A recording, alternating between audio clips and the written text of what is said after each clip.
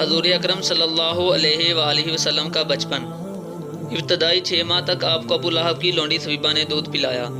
اس کے بعد آپ کو عرب دستور کے مطابق ایک دائیہ حلیمہ کے سپرد کر دیا گیا جو قبیلہ بنو حوازن کی ایک شاخ بنو سعد سے متعلق تھی۔ اس رواج کا مقصد بچوں کو فصیح اللسان بنانا اور ان میں عربی تمدن کو برقرار رکھنا تھا۔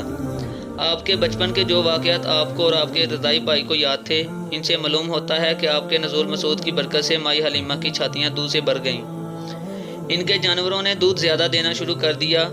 آپ نے صرف اسی پستان سے دودھ پیا جو کہ مائی حلیمہ نے سب سے پہلے آپ کے منہ میں ڈالا۔ دوسرا پستان مستقل طور پر اپنے رضائی بھائی حمزہ کے لیے چھوڑ دیا۔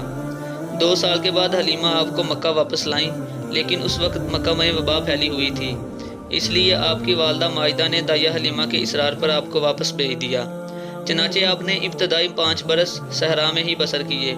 اس عرصہ میں ایک کھلی فضا میں ان کی پرورش ہوئی اور آپ نے خالص عربی سیکھی، جس کا بعد میں حضور اکرم صلی اللہ علیہ وآلہ وسلم بڑے فخر سے ذکر فرمایا کرتے۔ 6 سال کی عمر میں آپ کی والدہ مائدہ آپ کو ساتھ لے کر آپ کے والد کی قبر کی زیارت کے لیے گئیں۔ آپ کا اور آپ کی والدہ کا قیام کچھ دیر یثرب میں بھی رہا، جہاں آپ نے پیراکی سیکھی۔ اس کے بعد آپ ابوا میں ٹھہرے جہاں آپ کے ننیال کا قبیلہ رہتا تھا، اور یہیں آپ کی والدہ مائدہ کا بھی انتقال ہو گیا۔ اب آپ کی پرورش کی تمام تر ذمہ داری آپ کے دادا عبد المطلب پر تھی۔ انہیں آپ کے والد عبداللہ سے بھی بہت محبت تھی، اور آپ سے بھی ان کی محبت شیفتگی کی حد تک پہنچی ہوئی تھی۔ حتی الامکان وہ آپ کو اپنے آپ سے جدا نہیں ہونے دیتے تھے۔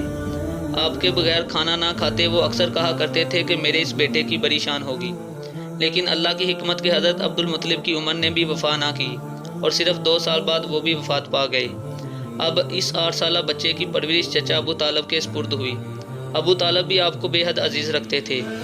ان کا ذریعہ معاش تجارت تھا۔ وہ تجارتی سفر میں اپنے اس عزیز بھتیجے کو ساتھ ہی رکھتے تھے۔